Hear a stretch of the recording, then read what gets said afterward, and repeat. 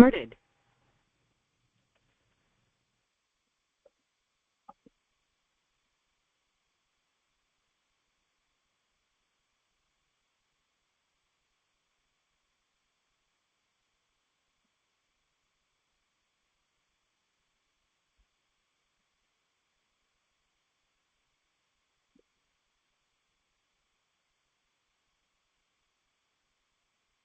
नमो लोये सौहरिहन्ताणम् नमो लोये सौहृदानम् नमो लोये सौभागिर्याम् नमो लोये सौज्यायाम् नमो लोये सौत्रिकावती श्रावणम् ओंकारमिन्दु संयुक्त नित्यम् जयन्ति योगिनः कामदम् मोक्षदम् चैव ओंकाराय नमो नमः मङ्गलम् भगवान् मङ्गलम् गौतमोऽग्नि मङ्गलम् कुन्कुण्डार्यो विजेन्द्रमोसु मङ्गलम् नमः समयसाराय स्वानुभूत्या चकास्ते स्वभावाय भवाय सर्वाणां विभावनिदाता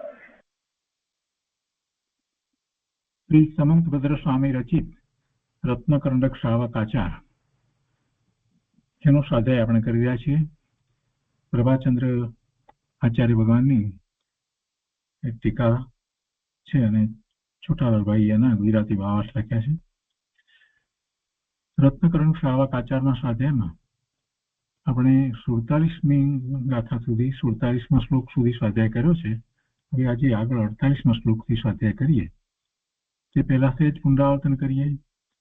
સમ્યક દર્શનની વાત આવી, સમ્યક જ્ઞાનની વાત આવી અને પછી સમ્યક ચારિત્રની વાત 47મા શ્લોકમાં કરવામાં આવી. અને ત્યાં એમ કહ્યું કે સમ્યક દર્શન સમ્યક જ્ઞાન સહિત સમ્યક ચારિત્ર હોય છે. તેવું ચારિત્ર શા માટે હોય છે? એવું ચારિત્ર શા માટે હોય છે? તો પોતાના દોષ છે એને દૂર કરવા માટે એવું ચારિત્ર હોય છે.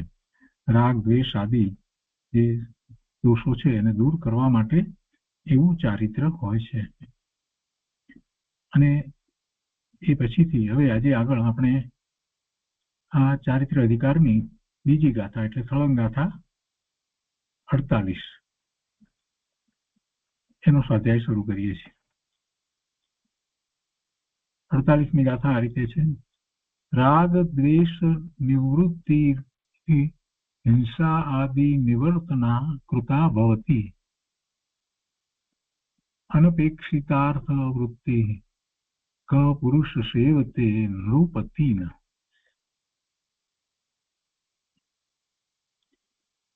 કથાના અન્વયાર્થમાં કહે છે કે રાગ દ્વેષ નિવૃત્તિ હિંસા આદિ નિવર્તના, રાગ દ્વેષની નિવૃત્તિ થવાથી હિંસા, જૂઠ, ચોરી, કુશીલ અને પરિગ્રહ એ 5 પાપોથી નિવૃત્તિ કૃતા ભવતી સ્વયંમેવ થઈ જાય છે. રાગ દ્વેષની નિવૃત્તિ થવાથી, રાગ દ્વેષ, દ્વેષ એટલે ક્રોધ અને માન, અને રાગ એટલે માયા અને લોભ. ક્રોધ, માન, માયા, લોભ 4 કહીએ તો ક્રોધ અને માન છે તે દ્વેષમાં જાય, માયા અને લોભ રાગમાં આવે. એટલે એમાં બધા કષાય આવી ગયા. તો એની નિવૃત્તિ, કષાયોની નિવૃત્તિ થવાથી હિંસા, જૂઠ, ચોરી, કુશુલ અને પરિગ્રહ એ 5 પાપોથી નિવૃત્તિ સ્વયંમેવ થઈ જાય છે. અને એનું કારણ આપે છે. કેમ કે અનપેક્ષિતાર્થ વૃત્તિ કહ પુરુષ નૃપતિન સેવતે. કારણ ઉદાહરણ આપીને સમજાવ્યું છે કે જેમ કે કોઈ ને કઈ બીજું ફળની કઈ વસ્તુની અભિલાષા નથી, એ રાજાની સેવા શા માટે કરે? એને કઈ પ્રાપ્ત નથી કરવું તો પછી રાજાની સેવા શા માટે કરે? ન જ કરે. એટલે કે છે અનપેક્ષિતાર્થ, જેને કોઈ પ્રયોજનરૂપ ફળની પ્રાપ્તિની અભિલાષા નથી, ઈચ્છા નથી, તેવો કોણ પુરુષ, ક પુરુષ, કોણ પુરુષ નૃપતિ ન સેવતે, રાજાઓની સેવા કરે, અર્થાત કોઈ ન કરે, કોઈ ન કરે. આ ઉદાહરણ આપી અને વાતને અહીંયા સ્પષ્ટ કરી. કે જ્યારે રાગ દ્વેષની નિવૃત્તિ થઈ ગઈ તો હવે આ હિંસા, જૂઠ, ચોરી, કુશીલ અને પરિગ્રહ એ 5 પાપોની નિવૃત્તિ સ્વયં થઈ જાય છે. ટીકામાં વધારે સ્પષ્ટ કરે છે અહીંયા કે હિંસા આદિ નિવર્તના કૃતા ભવતી. હિંસા આદિ 5 પાપોથી વ્યાવૃત્તિ સ્વતઃ થઈ જાય છે. હિંસા આદિ 5 પાપોથી, 5 જે અણુવ્રત આપણે જે કહીએ છીએ, તો એમાં હિંસા આદિ જે છે એટલે એમાં હિંસા છે, જૂઠ છે, ચોરી છે, કુશીલ છે અને પરિગ્રહ છે. તો એવા પાપ એનાથી નિવૃત્તિ સ્વયં થઈ જાય છે. કોઈ કશાય જ રહ્યા નહીં તો પછી એનાથી નિવૃત્તિ થઈ જાય છે. રાગ દ્વેષ નિવૃત્તિ, રાગ દ્વેષની નિવૃત્તિથી થાય છે. અહીં તાત્પર્યાર્થ એ છે કે વર્તમાન પ્રવર્તા રાગ આદિના ક્ષયોપશમ આદિથી હિંસા આદિ પાપોના ત્યાગરૂપ ચારિત્ર થાય છે. અને એવું આ હિંસા આદિના ત્યાગરૂપ ચારિત્ર છે. એ 5 વ્રતની આપણે જે વાત કરીએ છીએ એને આપણે ચારિત્ર કહીએ છીએ. 5 અણુવ્રત છે, મુનિને એવા 5 મહાવ્રત છે. તો એ ભાઈમાં એવું ચારિત્ર હોય છે. તો એ ચારિત્ર કઈ રીતે ચારિત્ર થયું?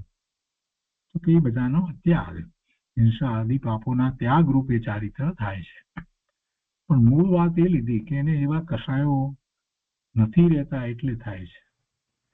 મુનિની વાત લઈએ તો મુનિને તો કષાયની 3 ચોકડીનો ભાવ થયો છે અને માત્ર સંજ્ઞન કથાય અતિ મંદ કષાય જ રહ્યો છે. એટલે અહીંયા એ વાત કરે છે. કઈ તાત્પર્યાર્થ એ છે કે વર્તમાન પ્રવર્તતા રાગ આદિના ક્ષયોપશમ આદિથી હિંસા આદિ પાપોના ત્યાગરૂપ ચારિત્ર થાય છે. ત્યાર પછી આગામી કાળમાં થવાવાળા, ભવિષ્યમાં થવાવાળા રાગ આદિ ભાવોની નિવૃત્તિથી આગળ પ્રકુષ્ઠ, પ્રકુષ્ઠતર અને પ્રકુષ્ઠતમ એ રીતે હિંસા આદિની નિવૃત્તિ થાય છે.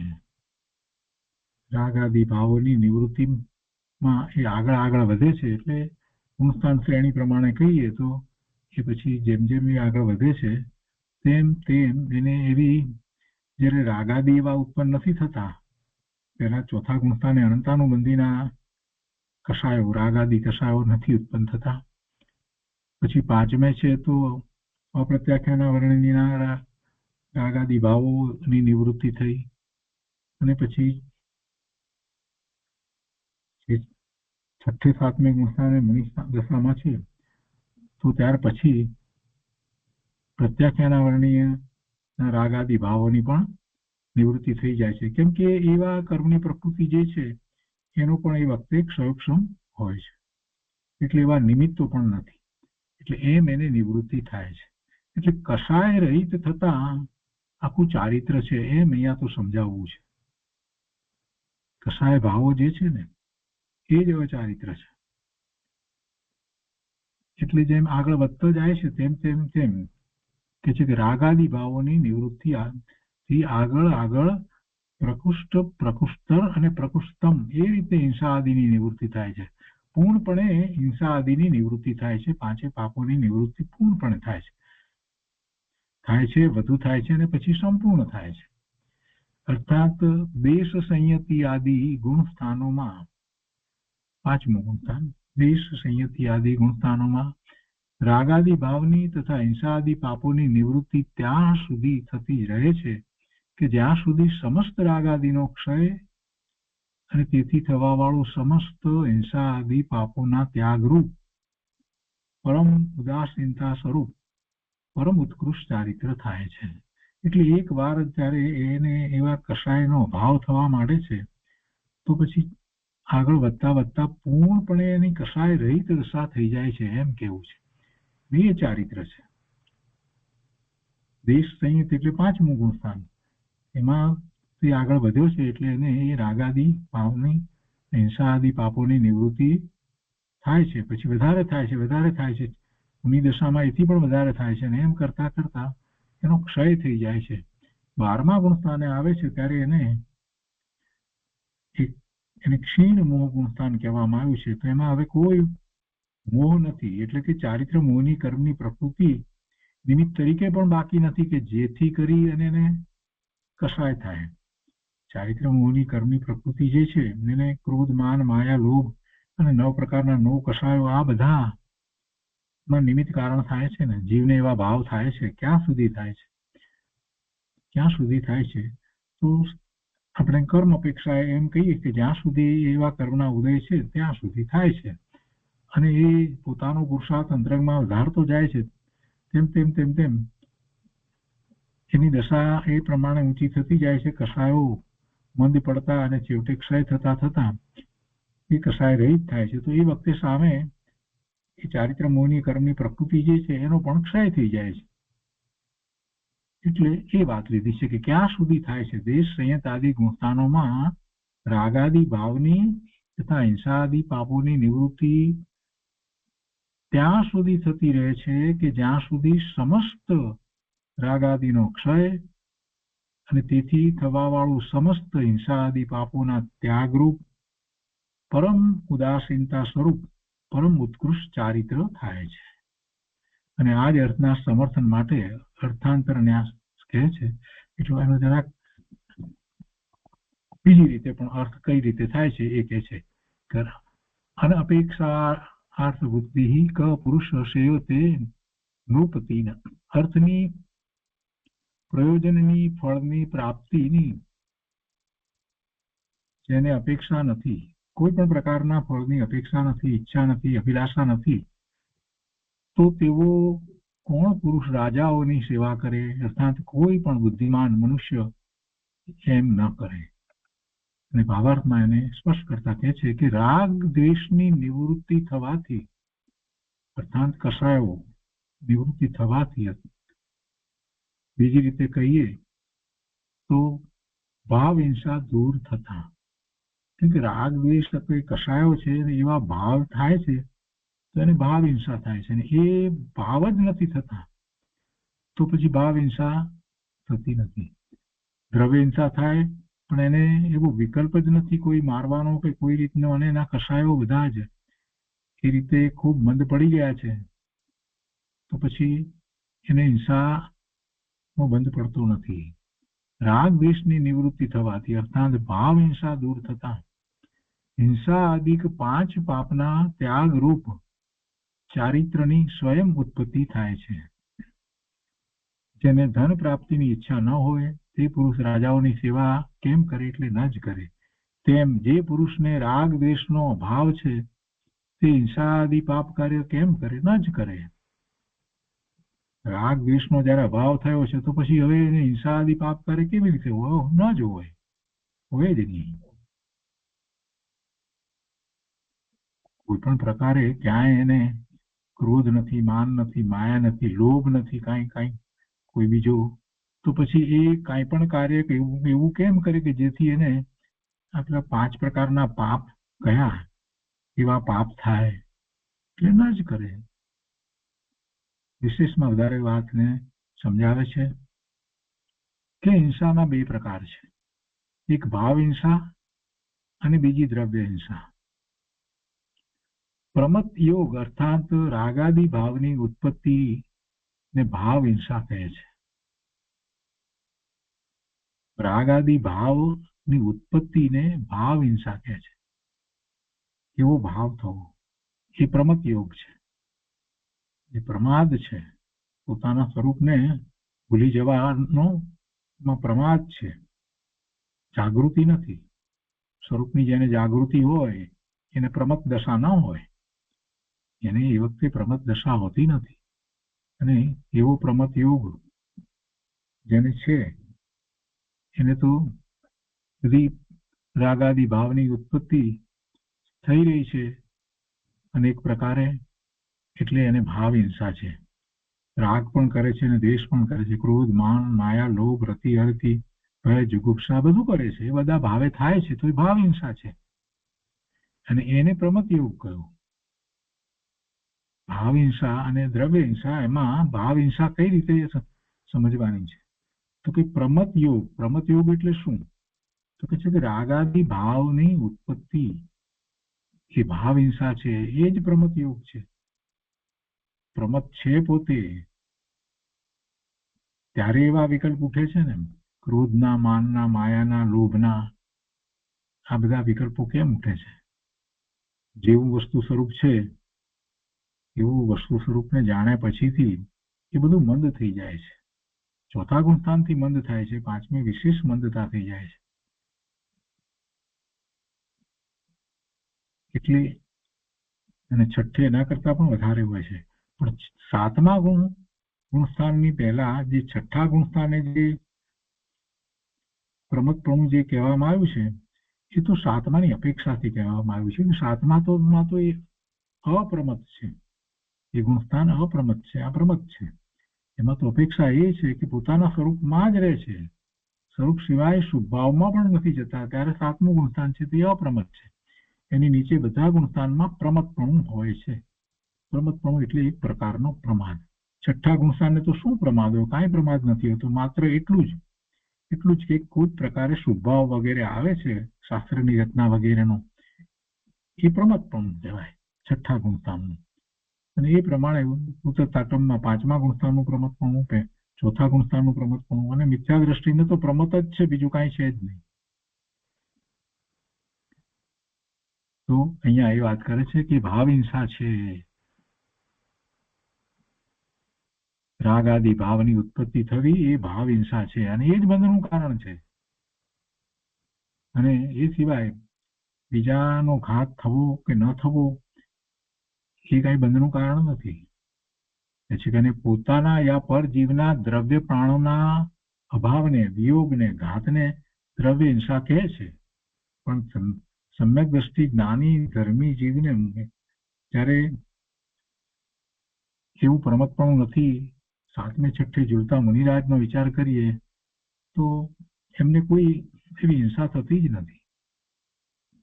એ તો સંપૂર્ણ જાગૃત છે. અહીંયા આધારની ગાથાઓ લેવામાં આવી છે. અમૃતચંદ્રાચાર્ય ભગવાને પુરુષાર્થ સિદ્ધિ ઉપાયમાં અહિંસા, હિંસાનું લક્ષણ દર્શાવતા કહ્યું છે કે અપ્રાદુર્ભાવ ખલુ રાગાદીના ભવત્ય હિંસેતિ તેષામ એવોત્પત્તિ નિશ્ચિતે જીન આગમસ્ય સંક્ષેપ. વાસ્તવમાં રાગ આદિનું પ્રગટ ન થવું તે અહિંસા છે. રાગ આદિનું પ્રગટ ન થવું તે અહિંસા છે. રાગ આદિ ઉત્પન્ન ન થવા તે અહિંસા છે. રાગાદિ ભાવોની ઉત્પત્તિ હોવી તે હિંસા છે. સ્વભાવ ભાવની હિંસા થાય છે ને, ભલે ને શુભ ભાવે થાય તો શું છે? સ્વભાવ ભાવનો તો ઘાત થયો ને. એમાં પોતાનો સ્વભાવ, પોતે જ્ઞાન આનંદ સ્વભાવી ભગવાન આત્મા છે, તો એવા સ્વભાવ ભાવનો ઘાત થાય છે. ક્યારે થાય છે? શુભ ભાવમાં અને અશુભ ભાવમાં, બંનેમાં થાય છે. એટલે અહીંયા કહે છે કે રાગાદિ ભાવોની ઉત્પત્તિ હોવી તે હિંસા છે. આ જૈન આગમનું, જૈન સિદ્ધાંતનું સંક્ષિપ્ત રહસ્ય છે. અને એવા રાગાદિ ભાવોની ઉત્પત્તિને કારણે જે હિંસા થાય છે, તેને કારણે એને ભવના ભ્રમણ થાય છે. વળી આગળ કહે છે, આ 44મી ગાથામાં વાત કરી, આગળ 45મી ગાથા પુરુષાર્થ સિદ્ધિ ઉપાયની, એમાં કહે છે કે કેવળ દ્રવ્ય પ્રાણોની હિંસા તે વાસ્તવમાં હિંસા નથી. જો અમૃતચંદ્રાચાર્ય ભગવાને પુરુષાર્થ સિદ્ધિ ઉપાય શાસ્ત્રની રચના કરી અને એની અંદર આ 44 ને 45 બે ગાથા જે મૂકી છે એ બહુ મહત્વની છે. હિંસાનું સ્વરૂપ એમાં બહુ સ્પષ્ટ કર્યું છે. જૈન સિદ્ધાંતની વાત કરતા હિંસા કોને કહેવાય? રાગાદિ ભાવોની ઉત્પત્તિને હિંસા કહી. એમાં ઘાત ક્યાં થયો? રાગ કર્યો, શુભભાવ કર્યો તો કોનો ઘાત થયો? અરે સ્વભાવ ભાવનો ઘાત થયો.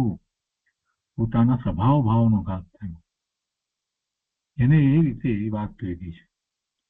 અને એના પછીની 45મી ગાથા કહે છે કે દ્રવ્ય પ્રાણોની હિંસા તે વાસ્તવમાં હિંસા નથી.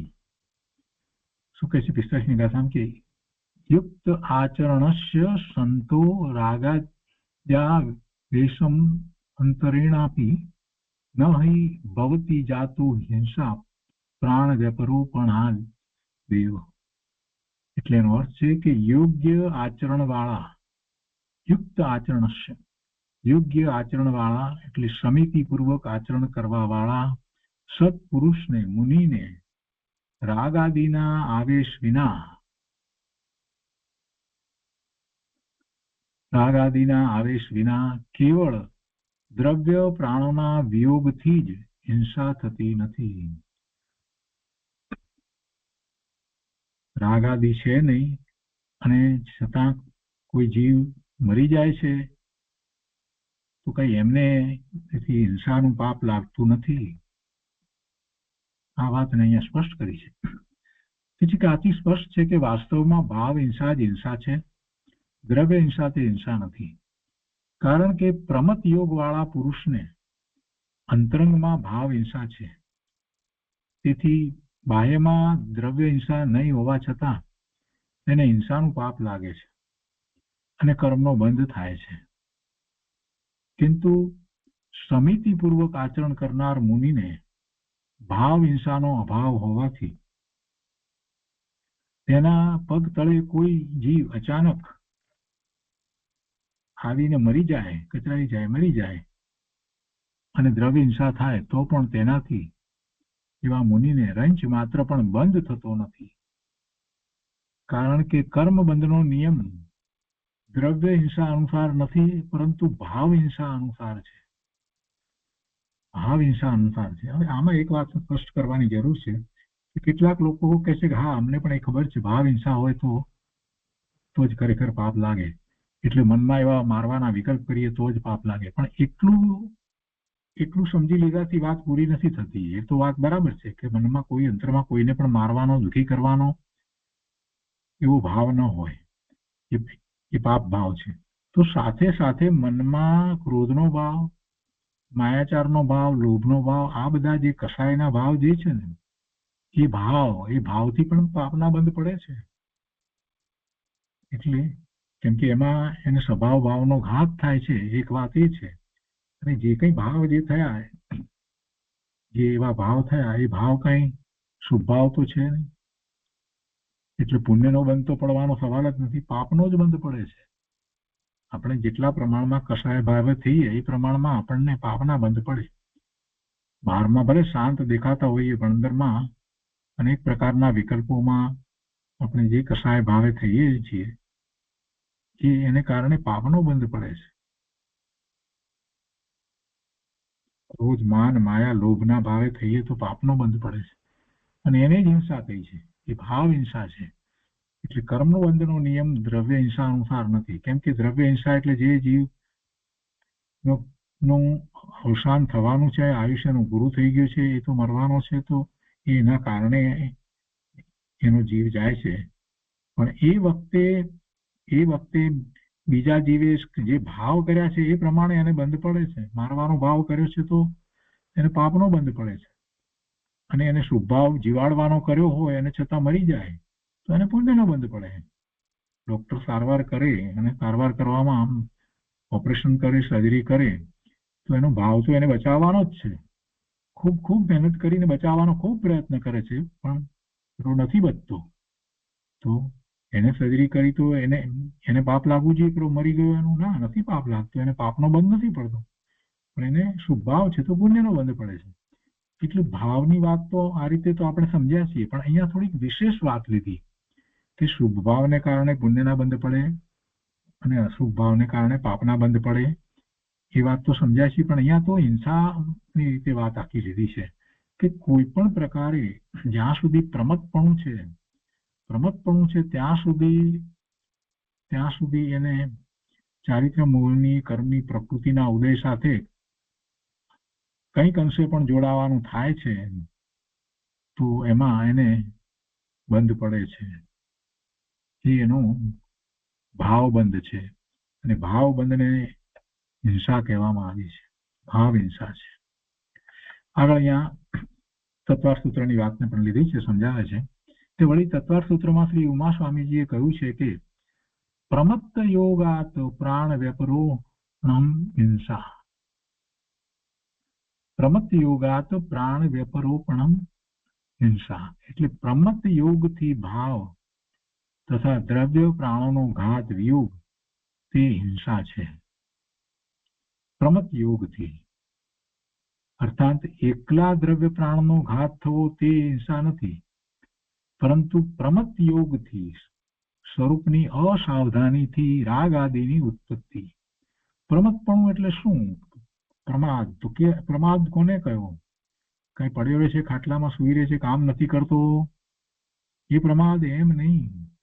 પ્રમાદ એટલે જેને સ્વરૂપ લક્ષ થતું નથી, સ્વરૂપ પ્રત્યે એનું લક્ષ જતું નથી, સ્વરૂપ પ્રત્યે એની કોઈ સાવધાની નથી, એની જાગૃતિ નથી, સ્વરૂપનો વિચાર પણ નથી. બાકી બીજું ભલે ને ગમે તેટલું 14 કલાક કામ કરતો હોય તો એ પ્રમત્ત છે. સ્વરૂપની અસાવધાનીથી એટલે અપ્રમત્તપણાથી, સ્વરૂપની અસાવધાનીથી રાગ આદિની ઉત્પત્તિથી ચૈતન્ય પ્રાણોનો ઘાત થવો તે હિંસા છે. પ્રમત્ત યોગથી ભાવ તથા દ્રવ્ય પ્રાણોનો ઘાત વિયોગ તે હિંસા છે. અર્થાત એકલા દ્રવ્ય પ્રાણોનો ઘાત થવો તે હિંસા નથી, પરંતુ પ્રમત્ત યોગથી સ્વરૂપની અસાવધાનીથી રાગ આદિની ઉત્પત્તિથી ચૈતન્ય પ્રાણોનો ઘાત થવો તે હિંસા છે. પ્રમત્ત યોગ એ હિંસાનું વાસ્તવિક કારણ છે. દ્રવ્ય પ્રાણોનો ઘાત થવો એ હિંસાનું ખરું કારણ નથી. તો એ રીતે 48મી ગાથા પૂરી થઈ.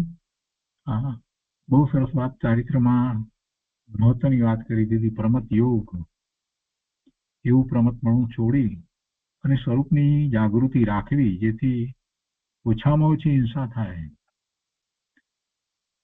હવે કહે છે કે અહીં કોઈ કહે છે કે ચારિત્ર અંગીકાર કરે છે એમ કહ્યું, પરંતુ તેનું લક્ષણ તો કહ્યું નહીં, તેથી તે કહો એવી આશંકા કરી અને ચારિત્રનું લક્ષણ 49મી ગાથામાં કહે છે.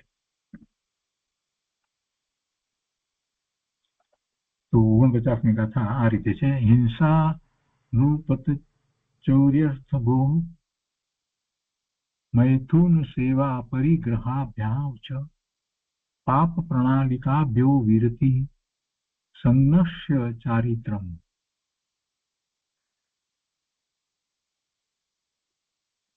હિંસા નૃપત ચૌર્ય ચોરી યો 3 વાત એક સાથે એમાં ડિવિઝન. તો 49મી ગાથામાં અર્થમાં કહે છે, અને અર્થમાં કે સંજ્ઞસ્ય સમ્યક જ્ઞાની જીવનું પાપ પ્રણાલી કાભ્ય, જેઓ પાપના દ્વાર રૂપ કારણ રૂપ છે. પાપના દ્વાર રૂપ કહો કે પાપના કારણ રૂપ છે. પાપના કારણ રૂપ શું છે? હિંસા, જૂઠ અને ચોરી. હિંસા નૃત ચૌર્યભ્ય, હિંસા, જૂઠ અને ચોરી એ 3 એ પાપના કારણ રૂપ છે. સમજ્ઞાની જીવનું જેઓ પાપના કારણ રૂપ છે એવા હિંસા, જૂઠ અને ચોરીથી, અને પછી મૈથુન સેવા પરિગ્રહાભ્યામ, મૈથુન સેવન, કુશીલ અને પરિગ્રહથી વિરક્ત હોવું તે ચારિત્રમ ચારિત્ર છે. જો સમ્યક જ્ઞાની જીવનું એમ કરીને વાત લીધી છે. બધાને આ ચારિત્ર કહેવાતું નથી, માત્ર શુભભાવ કહેવાય. સમ્યક જ્ઞાન વિના હિંસા, જૂઠ અને ચોરીથી, મૈથુન સેવન અને પરિગ્રહ એ બધાથી વિરક્ત થાય તો ચારિત્ર કહેવાય નહીં. સમ્યક દર્શન સાથે હોવું જરૂરી. સમ્યક તો વિના એ હોય નહીં. સમ્યક વિના જો એ છે તો શુભ ભાવ છે. વાસ્તવમાં જેને આપણે ચારિત્ર કહીએ એ ચારિત્ર કહેવાતું નથી. સમ્યક જ્ઞાની જીવનું જેઓ પાપના કારણરૂપ જેવા હિંસા, જૂઠ અને ચોરીથી અને મૈથુન સેવન, કુશીલ અને પરિગ્રહથી વિરક્ત થવું તે ચારિત્રમ ચારિત્ર છે. ટીકામાં કહે છે કે ચારિત્રમ ચારિત્ર છે. શું છે તે ચારિત્ર? શું તે? તો કે વિરતિ, વ્યાવૃત્તિ, પાછા હટવું, પાછા ફરવું, પાછા હટવું. શેનાથી પાછા ફરવું? કોનાથી પાછા હટવું? તો કે હિંસા નૃત ચૌરભ્ય, હિંસા જૂઠ અને ચોરીથી પાછા ફરવું. હિંસા આદિનું સ્વરૂપ કથન ગ્રંથકાર સ્વયં જ આગળ કરશે. કોને હિંસા કહેવાય એની આગળ વાત પણ કરશે ગ્રંથકાર. કેવળ એનાથી જ, હિંસાથી જ વીરતી છે એટલું જ નહીં, પરંતુ હિંસાદી જે કાંઈ એનાથી જ વીરતી છે. હિંસા જૂઠ ચોરી એનાથી જ વીરતી છે એટલું નહીં, પરંતુ મૈથુન સેવા પરિગ્રહ ભ્યામ, મૈથુન સેવન અને પરિગ્રહથી પણ વીરતી છે. કેવા તેમનાથી? તો કે પાપ પ્રણાલિકા ભ્યા, જેઓ પાપ રૂપી પ્રણાલિકાનો આશ્રવ દ્વારો છે, એના આશ્રવો છે, આશ્રવ દ્વારો છે, એના કારણો છે. આ પાંચે પાંચ છે એ પાપ રૂપી પ્રણાલિકાના આશ્રવ દ્વારો છે, ત્યાંથી આવે છે પાપ.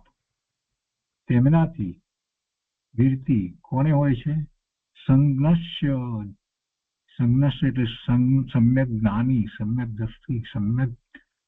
દ્રષ્ટિ જેની થઈ છે એને. એટલે કે જે હે ઉપાદે તત્વોને જેમ છે તેમ બરાબર જાણે છે, હે ઉપાદે તત્વોના પરિજ્ઞાનથી યુક્ત સમ્યક પ્રકારે જાણનાર એવા સંજ્ઞ સમ્યક જ્ઞાની, તેમને એનાથી વીરતી હોય છે. ભાવાર્થમાં કે છે પાપના કારણભૂત હિંસા, જૂઠ, ચોરી, કુશીલ અને પરિગ્રહ, એ પાંચ પાપોથી એક દેશ અથવા સર્વદેશ વિરક્ત થવું, અર્થાત તેમનો વિતરાગ ભાવ વડે ત્યાગ કરવો, એ સમ્યક જ્ઞાનીનું સમ્યક ચારિત્ર છે. સમ્યક જ્ઞાનીનું ચારિત્ર કેવું છે? તો કે આ પાંચ જે પાપ કયા એનો ત્યાગ, એનો એક દેશ અથવા તો સર્વદેશ ત્યાગ. એક દેશ ત્યાગ છે તો શ્રાવક છે, સર્વદેશ ત્યાગ છે તો મુનિ છે. તો એવું વિરક્ત થવું થાય છે ત્યારે શું થાય છે, કેવી રીતે થાય છે, એનો જરાક વિચાર કરીએ તો આપણને ખ્યાલ આવે છે કે આવી દશા તો વિતરાગ દશા હોય છે. એ તો વિતરાગ ભાવ છે. સર્વદેશ જયારે થઈ જાય છે એનો ત્યાગ, તો મુનિ દશા હોય છે. અને મુનિને તો કેવો વિતરાગ ભાવ હોય છે. વિતરાગતામાં શાંતિ છે, આનંદ છે, સુખનો અનુભવ છે, અને એ પણ કોઈ પરની અપેક્ષા વિના. બહારમાં જગતના પદાર્થો પ્રત્યે ઉદાસીનતા છે, એવો જ્ઞાન સહિતનો વૈરાગ્ય વર્તે છે. આવી વિતરાગતા હોય છે. એ આત્માના લક્ષ્ય સમ્યક દર્શન થાય છે, અનુભૂતિ થાય છે, ત્યારથી શરૂ થાય છે. અને ક્રમે ક્રમે એને એ વિતરાગ ભાવ વધતો જાય છે. અને વિતરાગ ભાવ વધતો જાય છે તેમ તેમ આ પાપના કારણ જે છે એનાથી એ વિરક્ત થતો જાય છે. પહેલા એક દેશ વિરક્ત થાય છે અને પછી સર્વદેશ પૂર્ણપણે વિરક્ત થાય છે. એટલે એમ કહ્યું કે એવું વિરક્ત થવું, અર્થાત તેમનો વિતરાગ ભાવ વડે ત્યાગ કરવો, તે સમ્યક જ્ઞાનીનું સમ્યક ચારિત્ર છે. આગળ કહે છે કે જે હિંસા આદિ પાપ ભાવ થાય છે તેનાથી વીરતી થતા જ, વિરક્ત ભાવ થતા જ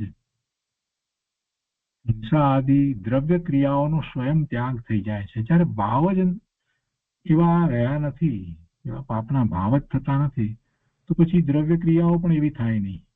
ચોરી માટેની ક્રિયા ન થાય, અસત્ય બોલવાની ક્રિયા પણ ન થાય, મૈથુનની ક્રિયા પણ ન થાય, અને પરિગ્રહની ક્રિયાઓ પણ ન થાય. એ બધામાં જ જે ક્રિયાઓ થઈ હતી એ બધી દ્રવ્ય ક્રિયાઓ, તેવી દ્રવ્ય ક્રિયાઓનો સ્વયં ત્યાગ થઈ જાય છે.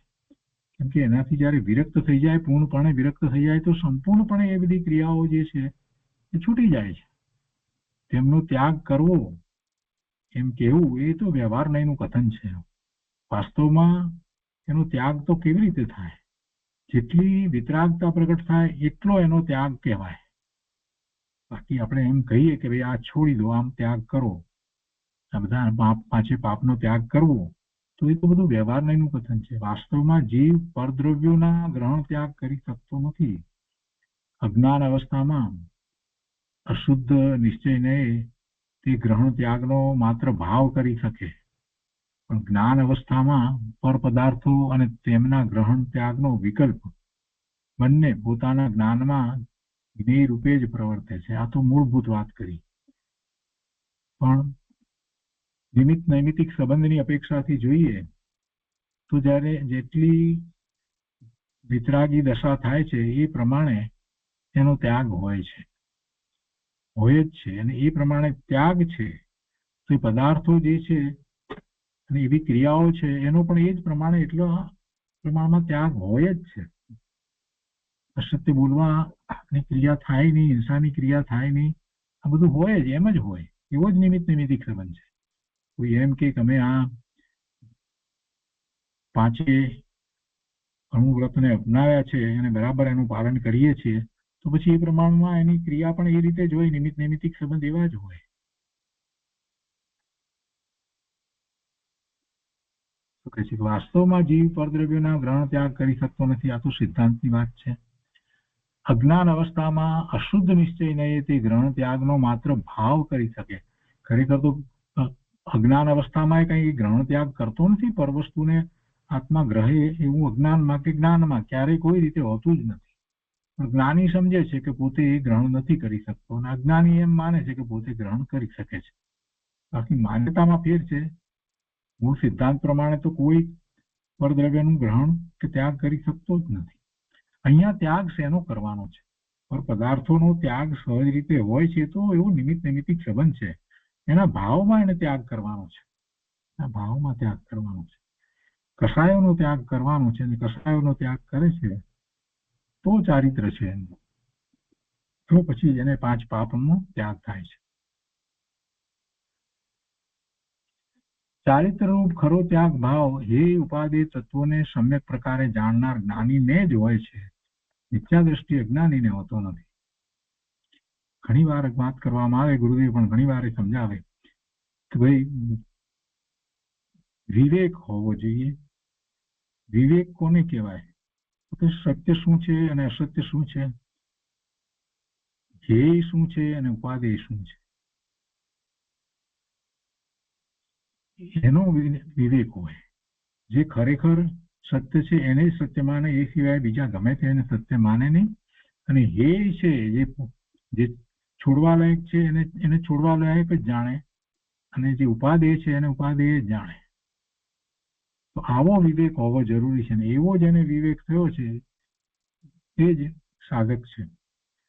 એટલે ચારિત્ર રૂપ ખરો ત્યાગ ભાવ એ ઉપાદેય તત્વોનો સમ્યક પ્રકારે જાણનાર જ્ઞાની છે એને જ હોય. શું હે છે ને શું ઉપાદેય છે. જગતના બધા જ પદાર્થો જે છે અને એના તરફનો જે કોઈ વિકલ્પ ઉઠે, જે ભાવ ઉઠે, એ બધું જ હે છે. અને ઉપાદેય શું છે? તો પોતાનું ત્રિકાળી શુદ્ધ સ્વરૂપ છે તે ઉપાદેય છે.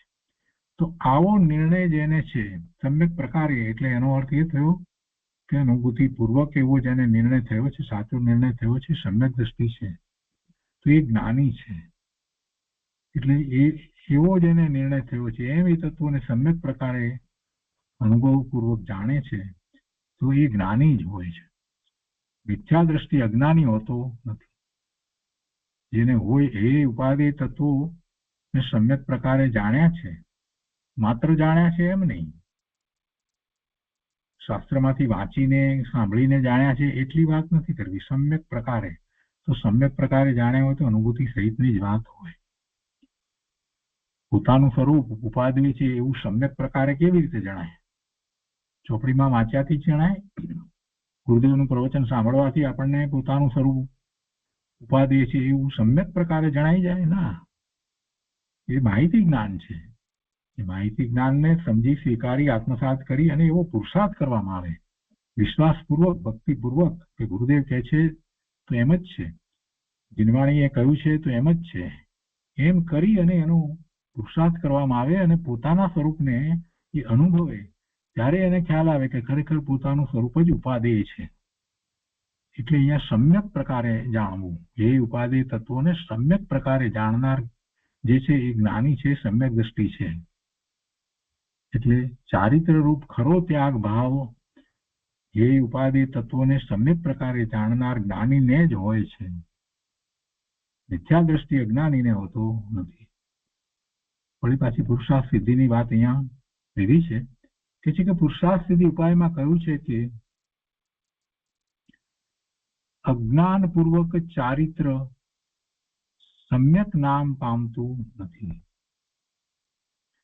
અજ્ઞાનપૂર્વક ચારિત્ર સમ્યક નામ પામતું નથી. તેથી સમ્યક જ્ઞાનની પછી સમ્યક ચારિત્રની આરાધના કરવી કહી છે. એની ગાથા નીચે કહેવામાં આવી છે, નહીં સમ્યક વ્યપદેશમ ચારિત્રમ અજ્ઞાનપૂર્વકમ લભતે જ્ઞાનાંતર મુક્તમ ચારિત્ર આરાધનમ તસ્માત. પુરુષાર્થ સિદ્ધિની 38મી ગાથા છે. અજ્ઞાનપૂર્વક ચારિત્ર ગમે તેવા પછી એને સ્વભાવ હોય, ભાઈમાં તપ કરતો હોય, બધું હોય, બરાબર છે, પણ એ અજ્ઞાનપૂર્વક ચારિત્ર જે છે એ સમ્યક નામ પામતું નથી. તેથી સમ્યક જ્ઞાનની પછી સમ્યક ચારિત્રની આરાધના કરવી કહી છે.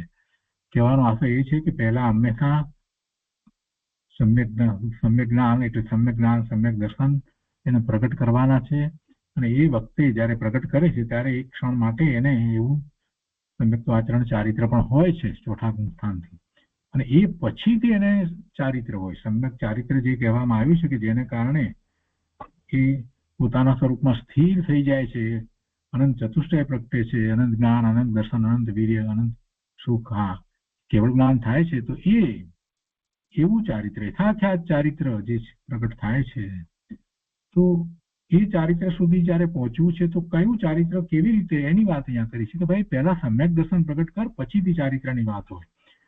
જ્યાં સુધી સમ્યક દર્શન નથી ત્યાં સુધી એનું જે કંઈ જ્ઞાન છે એ બધું અજ્ઞાન કહેવાય. સમ્યક દર્શન સહિત જ જ્ઞાનને સમ્યક જ્ઞાન કહેવામાં આવ્યું છે. સમ્યક દ્રષ્ટિને જ જ્ઞાની કહેવામાં આવે છે. એટલે અજ્ઞાનપૂર્વક ચારિત્ર કયું, એનો અર્થ એ છે કે માત્ર સ્વભાવરૂપ જે કંઈ વ્યવહારમાં બધું જે ચારિત્ર પાળતો હોય તો એ સમ્યક નામ પામતું નથી. અને સમ્યક ચારિત્ર વિના કઈ મુક્તિ થતી નથી. એટલે કે છે કે અજ્ઞાનપૂર્વક ચારિત્ર સમ્યક નામ પામતું નથી. તેથી સમ્યક જ્ઞાનની પછી સમ્યક ચારિત્રની આરાધના કરવી કહી છે. અર્થાત સમ્યક દર્શન પૂર્વક સમ્યક જ્ઞાન વિના જે બાહ્ય ચારિત્ર પાળે છે તે બધું બાળ ચારિત્ર અથવા તો મિથ્યા ચારિત્ર કહેવાય છે. શ્રાવકને એક દેશ વિતરાગતા થતા નિમિત્ત નૈમિતિક સંબંધ તરીકે વ્રતનું પાલન હોય છે, તેને વ્યવહાર ચારિત્ર કહે છે. શ્રાવકને એક દેશ વિતરાગતા થતા, એક દેશ વિતરાગતા, પૂર્ણપણે વિતરાગતા નથી, તો એ વખતે એને નિમિત્ત નૈમિતિક સંબંધ તરીકે વ્રતનું પાલન હોય છે. પણ શ્રાવક છે એટલે સમ્યક દ્રષ્ટિ છે ને અંતરમાં પોતાના સ્વરૂપને વારે વારે સ્પર્શવાનો પ્રયત્ન કરે છે, પુરુષાર્થ કરે છે, સ્પર્શે છે, અનુભૂતિ કરે છે. તો બહારમાં જે છે એ એને વ્યવહાર ચારિત્ર કહેવામાં આવ્યું. અને નિમિત્ત નૈમિતિક સંબંધ પણ એવો જ છે કે જો 5મા ગુણસ્થાનની દશા હોય તો 12માં એવું ચારિત્ર હોય, અને 7મા 6ઠા ગુણસ્થાને મુનિની દશા હોય તો 12માં 28 મૂળ ગુણ સહિત એને એવું ચારિત્ર હોય. એટલે મુનિના ચારિત્ર અને શ્રાવકના ચારિત્ર જે કહેવામાં આવ્યા છે, તો એ ચારિત્ર એ 12માં છે તો એ 12માં એવું જ હોય, કોઈ બીજી રીતે એમાં બાંધછોડ ના કરી શકાય કે ના 7મું ગુણસ્થાન છે, અનુભૂતિ કરે છે અને પોતાના સ્વરૂપમાં વધારે લીનતા કરે છે, તો 12માં એકાદ વસ્ત્ર હશે તો ચાલશે, ના એમ ન હોય. કોઈ પરિગ્રહ હશે તો ચાલશે, ના એમ ન હોય. ચોખ્ખું દ્રવ્યલિંગ જ હોય. નિમિત્ત નૈમિતિક સંબંધ તરીકે છે એ બધું. શ્રાવકને એક દેશ વિતરાગતા થતા નિમિત્ત નૈમિતિક સંબંધ તરીકે વ્રતનું પાલન હોય છે, અને મુનિને સર્વદેશ વિતરાગતા થતા એને મહાવ્રતનું પાલન હોય છે, પણ એ પણ નિમિત્ત નૈમિતિક સંબંધ તરીકે છે. પણ એમ જ હોય, એથી નીચું કઈ હોય નહીં, છતાંય તેને વ્યવહાર ચારિત્ર કહે છે. અને તે એક દેશ વિતરાગતા, શ્રાવકની વાત છે ત્યારે તો કે જે એક દેશ વિતરાગતા સાથે હે બુદ્ધિ એ હોય છે. આ ચારિત્ર જે કહ્યું એ વ્યવહાર ચારિત્ર પણ પાછું કેવું છે, એ ઉપાદેય બુદ્ધિ એ નથી કે આનાથી પોતાને ચારિત્ર છે એમ નથી. એ બાહ્ય ચારિત્ર જે છે એ હે બુદ્ધિ છે. કેમ કે એ પોતાને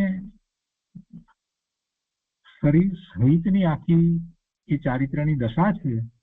એટલે જ્યારે શરીર જ પોતાનું નથી તો એ ચારિત્ર જે વ્યવહાર ચારિત્ર કહેવાયું એનામાં એ એટલા ઓતપ્રોત થતા જ નથી. એટલે એ હે બુદ્ધિ છે. એ પણ છોડીને સ્વરૂપમાં સ્થિર થઈ જવું છે એમ હે બુદ્ધિ. તો એ રીતે 49મી ગાથાનો વિસ્તાર પૂરો થયો. આજનો સ્વાધ્યાય આપણે અહીંયા સુધી રાખીએ છીએ. હવે આવતા સ્વાધ્યાયમાં 50મી ગાથાની અંદર જે ચારિત્રના બે ભેદ કયા છે, સાગાર અને અણગાર અથવા તો સકલ ચારિત્ર અને વિકલ ચારિત્રની જે વાત કરવામાં આવી છે. અણગાર ચારિત્ર એટલે સકલ ચારિત્ર, મુનિનું ચારિત્ર. સાગાર ચારિત્ર એટલે વિકલ ચારિત્ર, શ્રાવકનું ચારિત્ર. તો એ 50મી ગાથામાં આવશે અને ત્યાર પછી એના પણ વર્ણન આવશે. તો એ બધું આપણે આવતા સ્વાધ્યાયમાં લઈશું. આજનો સ્વાધ્યાય 49મી ગાથા સુધી રાખીએ છીએ.